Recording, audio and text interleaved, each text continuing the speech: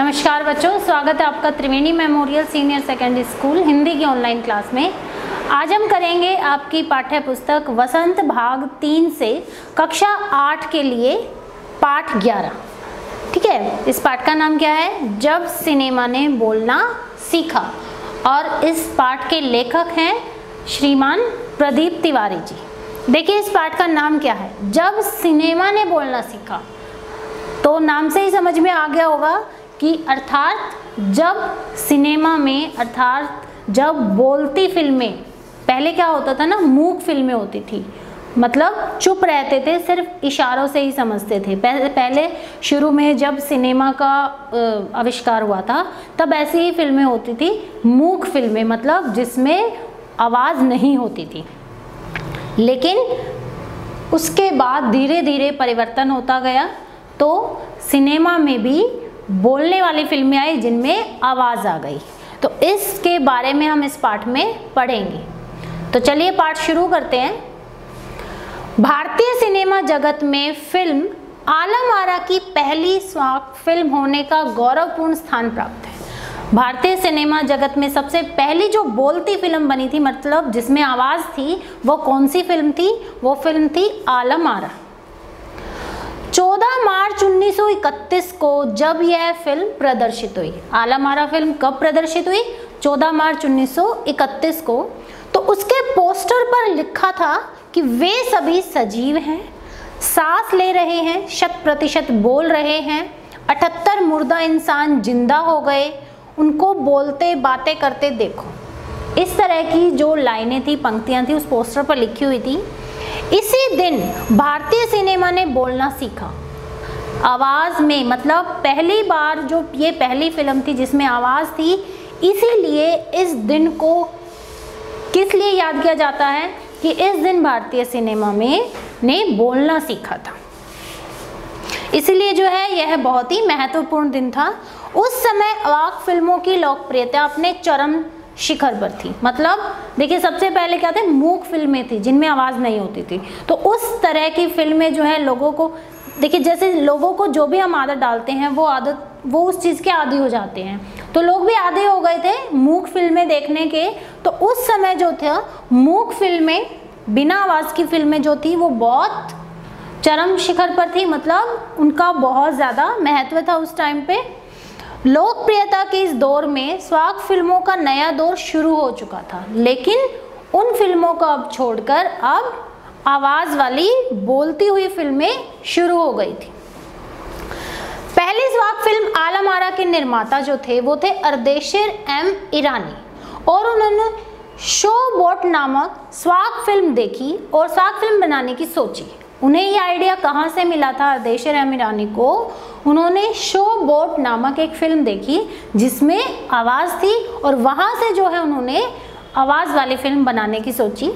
उन्होंने पारसी रंगमंच के नाटक के आधार पर फिल्म की पटकथा बनाई। पारसी रंगमंच से उन्होंने नाटक लिया जिसके आधार पर उन्होंने इस फिल्म की कहानी बनाई। गाने ज्यों के त्यों रखे, गानों को उन्होंने नहीं बदला। इस फिल्म में कोई संगीतकार न होने के से उन्होंने उसकी धुन जो थी, गानों की धुन, वो स्वयं बनाई थी, और संगीत के लिए तबला, हारमोनियम और वायलिन, सिर्फ इन्हीं 3 वाद्य यंत्रों का प्रयोग किया था। इनके द्वारा गाया गया गाना जो पहला गाना था कि दे दे खुदा के नाम पर प्यारे, घर देने की ताकत है, ये गाना था इस फिल्म का। इस फिल्म में साउंड था, इसके कारण इसकी जो शूटिंग थी वो रात में करनी पड़ती थी। रात में शूटिंग होने के कारण कृत्रिम प्रकाश की आवश्यकता। देखिए दिन में तो होता है, सूर्य की रोशनी होती है, लेकिन रात को हमें क्या होता है, कृत्रिम, जो बनावटी, जो इंसान ने बनाए हैं वैसे उपकरणों के द्वारा रोशनी करनी पड़ती थी। और यही प्रकाश प्रणाली आने वाली फिल्मों के निर्माण का आविष्कार का हिस्सा बनी। इससे पहले जो था मूक फिल्मों की शूटिंग दिन में ही पूरी कर ली जाती थी, और इस फिल्म से एक और जहां अनेक तकनीशियन और कलाकार मिले थे, वहीं अर्देशिर की कंपनी ने 150 से अधिक मूक और 100 से अधिक स्वाक फिल्में बनाई थी। 150 से अधिक मूक मतलब बिना आवाज़ की, और 100 से अधिक स्वाक आवाज़ वाली फिल्में बनाई थी। स्वाग फिल्मों का विषय पौराणिक कथाएं, पारसी रंगमंच के नाटक, मतलब कहीं से भी किसी भी नाटक की जो कथा थी वो इस फिल्म के में की कहानी बनाई हुई थी। सामाजिक विषय पर बनी फिल्म खुदा की शान का एक किरदार महात्मा गांधी जैसा था। इस कारण अंग्रेजों ने इस फिल्म पर गुस्सा प्रकट किया। स्वाग फिल्मों की शुरुआत के 25 साल बाद इसके जो निर्माता निर्देशक थे अर्देशीर अमीरानी, उनको सम्मानित भी किया गया था। इस अवसर पर जब उन्हें भारतीय स्वाग फिल्मों का पिता कहा गया, तो भारतीय स्वाग फिल्म, स्वाग मतलब बोलने वाली फिल्म, तो उनका जो पिता है वो किसे कहा जाता है? अर्देशीर एम ईरानी को, क्योंकि उन्होंने ही पहली फिल्म बनाई थी। तो उन्होंने विनम्रता से कहा कि मुझे इतना बड़ा खिताब देने की आवश्यकता नहीं है, मैंने तो देश के लिए अपने हिस्से का सिर्फ जरूरी योगदान किया है। स्वाग फिल्मों के इस दौर में पढ़े लिखे अभिनेताओं की जरूरत महसूस की गई। अब बोलती फिल्म में आवाज आनी है तो फिर कैसे अभिनेता चाहिए थे? जो पढ़े लिखे हों। अब अभिनय के साथ साथ संवाद भी बोलना पड़ता था, इसलिए गायन प्रतिभा को भी महत्व दिया जाने लगा। इस दौर में अनेक गायक अभिनेता पर्दे पर आए। फिल्मों में हिंदी उर्दू के मेलजोल वाली भाषा जो थी वो प्रचलित हो गई थी, और सिनेमा में दैनिक और सार्वजनिक जीवन से प्रभावित होकर कई कथाएं लिखी गई, जिन पर बहुत सारी फिल्में भी बनी। अभिनेत्रियों की भी लोकप्रियता बहुत ज़्यादा बढ़ गई, दर्शकों पर उनका भी खूब असर पड़ा। माधुरी फिल्म की नायिका सुलोचना की हेयर स्टाइल खूब लोकप्रिय। अब देखिए, जैसे जैसे फिल्मों में जो जो फैशन दिखाया जाता है, आम इंसान धीरे धीरे उसी फैशन को अपना लेता है। तो इस तरह से दो फिल्मों में फिल्म के जो नायक और नायिका जिस तरह के कपड़े पहनते थे, तो लोग भी उसी तरह के ही कपड़ों का प्रचलन उन्होंने शुरू कर दिया था। और जो ये फिल्म थी, ये भारत के साथ साथ श्रीलंका, बर्मा और पश्चिम एशिया में भी खूब पसंद की गई थी। तो इस तरह से जो है ये पार्ट जो है आपका, कि जब सिनेमा ने बोलना सीखा, इसमें यही बताया गया है कि किस तरह से जो है निर्माता निर्देशक अर्देशीर एम ईरानी ने 14 मार्च 1931 को पहली फिल्म आलम आरा से जो है बोलती फिल्मों का शुभारंभ किया, और उन्हें क्या कहा जाता है? उन्हें बोलती फिल्मों का पिता कहा जाता है। चलिए अब देखते हैं इस पार्ट में आए कुछ कठिन शब्दों के अर्थ। स्वाग फिल्म मूक फिल्म के बाद पार्श्व गायक बनी बोलती फिल्म। पार्श्व गायक होता है जो पर्दे के पीछे से बोलता है। फिर पटकथा, फिल्म के लिए लिखी जाने वाली कहानी।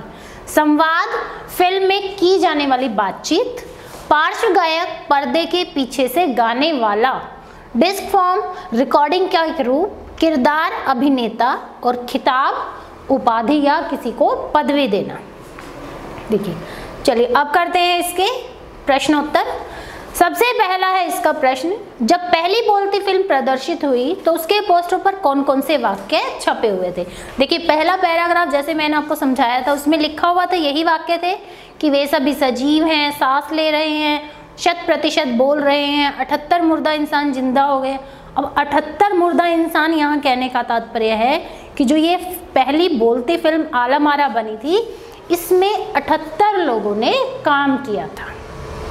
ठीक है, कुल मिलाकर 78 चेहरे थे इस फिल्म में, अर्थात 78 कलाकारों ने इसमें काम किया था। दूसरा प्रश्न है, पहला बोलता सिनेमा बनाने के लिए फिल्मकार अर्देशीर एम ईरानी को प्रेरणा कहाँ से मिली, और उन्होंने आलम आरा के लिए जो आधार लिया, मतलब किस बेस पे उन्होंने आलम आरा की कहानी बनाई, वो कहाँ से लिया?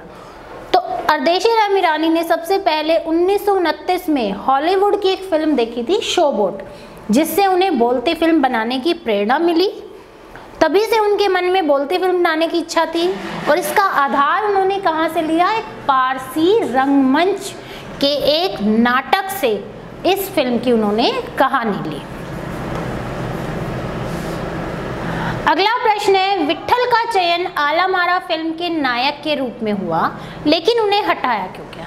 देखिए, आलम आरा जब फिल्म शुरू की गई थी, सबसे पहले जो नायक चुना उस फिल्म के लिए वो था विट्ठल। ठीक है, लेकिन बाद में जो है उन्हें हटाया क्यों गया? विट्ठल ने पुनः नायक होने के लिए क्या किया? विट्ठल को फिल्म से इसलिए हटाया गया था क्योंकि इस फिल्म में उर्दू बोलने वाले नायक की ज़रूरत थी और विट्ठल को उर्दू नहीं आती थी, इसलिए जो है पहले तो उन्हें सेलेक्ट किया गया लेकिन बाद में उनको हटा दिया गया। तो बाद में जब उनको हटाया गया तो दोबारा से विट्ठल ने नायक बनने के लिए क्या किया? सबसे पहले उन्होंने अपना हक पाने के लिए मुकदमा कर दिया, केस शुरू कर दिया। तत्कालीन सुप्रसिद्ध वकील मोहम्मद अली जिन्ना, उस समय के एक बहुत ही प्रसिद्ध वकील थे ये मोहम्मद अली जिन्ना, इन्होंने इनका केस लड़ा। विट्ठल मुकदमा जीत गए और बाद में फिर वही विट्ठल जो है आलम आरा के नायक बने। अगला है प्रश्न, पहली स्वाग फिल्म के निर्माता निर्देशक अर्देशर को जब सम्मानित किया गया तब सम्मानकर्ताओं ने उनके लिए क्या कहा? किन शब्दों से उन्हें सम्मानित किया गया था? उनको सम्मानित करने के लिए सबसे पहले तो उनको सम्मानित कब किया गया? जब आलम आरा फिल्म के पूरे 25 साल बीत चुके थे, तब उन्हें सम्मानित किया गया और उन्हें लोगों ने क्या कहकर पुकारा था? भारतीय स्वाग फिल्मों का पिता, मतलब बोले जाने वाली फिल्मों का पिता। और अर्देशर ने इस मौके पर क्या कहा था? उन्होंने इस मौके पर कहा था कि मुझे इतना बड़ा खिताब देने की ज़रूरत नहीं है, मतलब तुमने मुझे स्वाग फिल्मों का पिता कहा है, मुझे इतनी बड़ी उपाधि मत दीजिए, मेरा तो ये एक छोटा सा योगदान है अपने देश के लिए। ठीक है, उसके बाद इसका आखिरी प्रश्न है, डब फिल्में किसे कहते हैं? कभी कभी डब फिल्मों में अभिनेता के मुंह खोलने और आवाज़ में अंतर आ जाता है, तो इसका कारण क्या हो सकता है? देखिए, फिल्मों में जब अभिनेताओं को दूसरे व्यक्ति की आवाज़ दी जाती है, कहने का मतलब ये है कि कई बार जो होता है हर किसी को हर एक भाषा नहीं आती है। ठीक है, तो जो फिल्म का अभिनेता होता है, जैसे कि मैंने आपको बताया था कि विट्ठल को उर्दू नहीं आती थी, तो विट्ठल की जगह उर्दू किसी और ने बोली, लेकिन होठ हिलते हुए हमें किसके दिखाई दिए? विट्ठल के। तो डब फिल्में कहने का तात्पर्य ये है कि फिल्म में की जो भाषा होती है, जो हमें आवाज़ सुनाई देती है, वो बोल कोई और रहा होता है, लेकिन हमें मुंह हिलता हुआ, होठ हिलते हुए किसी और के दिखाई देते हैं। देखिए, फिल्मों में जब अभिनेताओं को दूसरे व्यक्ति की आवाज़ दी जाती है तो उसे डब करना चाहते हैं। कभी कभी फिल्मों में आवाज़ और अभिनेता हमें अंतर आ जाता है ना, कि व्यक्ति बोल कुछ रहा है, फिल्म आगे चल जाती है, आवाज़ पीछे रह जाती है। इस तरह से जो है कई बार अंतर आ जाता है, क्योंकि डब करने वाले और अभिनय करने वाले की बोलने की जो गति होती है वो सबकी समान होती है, सब एक तरीके से नहीं बोलते, कोई जल्दी बोलता है, कोई धीरे बोलता है, तो इस तरह से जो है ये अंतर आ जाता है। तो यहाँ पर जो है इस पार्ट के ये प्रश्नोत्तर खत्म होते हैं। आशा करती हूँ कि इस वीडियो के द्वारा आपको पता चल गया होगा कि भारतीय सिनेमा में पहली जो फिल्म बोलती फिल्म बनी थी वो कौन सी थी, उसके नायक कौन थे। ठीक है, इस तरह से जो है आपको इस वीडियो के द्वारा ये पूरा पार्ट समझ में आ गया होगा। धन्यवाद।